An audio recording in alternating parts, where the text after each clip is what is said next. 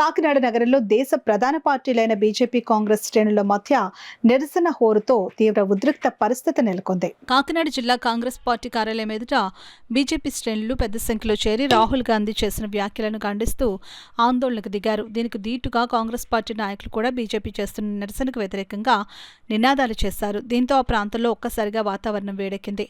BJP శ్రేణులు రాహుల్ గాంధీ దిష్టిబొమ్మను దగ్ధం చేసేందుకు ప్రయత్నించారు. దీంతో పోలీసులు అడ్డుకుని ఇరు పార్టీ నాయకులను చెదరగొట్టారు.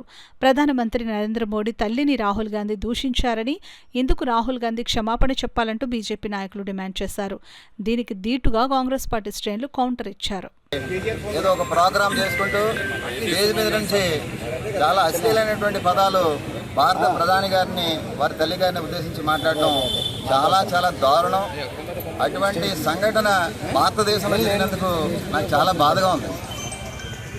ఏ విధమైనటువంటి కల్చరు ట్రెడిషన్లో మనం బతుకుతున్నాం.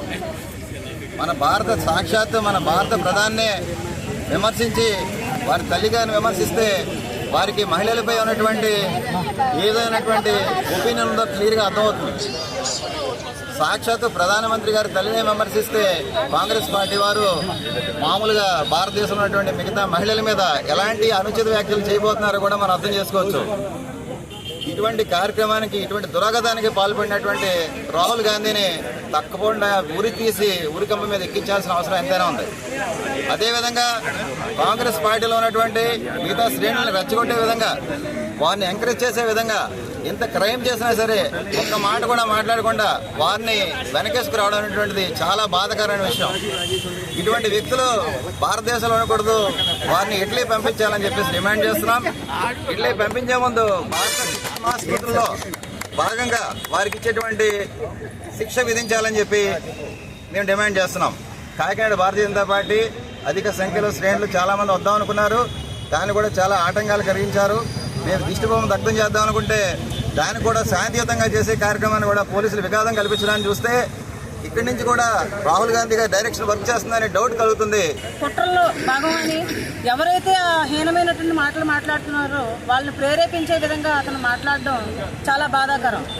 అంటే ఒక విదేశీ సంస్కృతిని అతను అలవర్చుకుని భారతదేశంలో స్త్రీలను గౌరవించాలి, స్త్రీలని ప్రతిదానిని కూడా మనం మాతృభూమి అంటే భూమాత, తులసి మాత, గంగా మాత ఎలాగ తల్లిని మనం ఎంత గౌరవంగా చూసుకునే ఈ భూభాగంలో రాహుల్ గాంధీకి ఇక్కడ ప్రతిపక్ష నాయకుడిగా కూడా ఉండే అర్హత లేదని భారతీయ జనతా పార్టీ మహిళా మోర్చా తరపు నుంచి మేము తీవ్రంగా ఖండిస్తున్నాం. ఆయన వెంటనే శిక్షించాలి, ఈ విషయంపై క్షమాపణ చెప్పాలని భారతీయ జనతా పార్టీ మహిళా మోర్చా తరఫున డిమాండ్ చేస్తున్నాం. అనుచిత వ్యాఖ్యలు చేసే విధంగా రాహుల్ గాంధీ గారు మాట్లాడారండి. ఒక తల్లిని గౌరవించలేని వ్యక్తి, విదేశీ మహిళ పుట్టిన వ్యక్తిగా ఈ రోజు రాహుల్ గాంధీ నిరూపించుకోబడ్డారు. ఈ స్వదేశంలో పుట్టి ఆయనకి స్వదేశంలో ఉన్న ఎలా మాట్లాడాలో తెలియని స్థితిలో ఈ రోజు రాహుల్ గాంధీ గారు ఉన్నారు. పెద్దలు చెప్పినట్లుగా విదేశీ వ్యక్తులకి స్వదేశీ బుద్ధులు రావు అని చెప్పడానికి ఇదే నిదర్శనంగా రాహుల్